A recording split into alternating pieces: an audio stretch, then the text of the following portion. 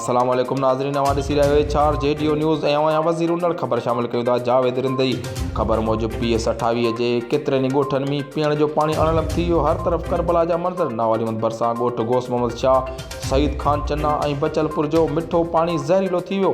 पाणीअ में सैंकियो ज़ाहिर केतिरा ई ॻोठाणा मुख़्तलिफ़ बीमारियुनि में वकोड़जी विया। ॻोठाणनि इमरान उनड़ शहरी एक्शन कमेटी जो सदर यूसुफ रिंद शबीर संगरा एहतजाजी मुज़ाहिरो कंदे मीडिया खे ॿुधायो त जर जो पाणी में सैंकियो आहे जेको पीअण जे क़ाबिल न आहे।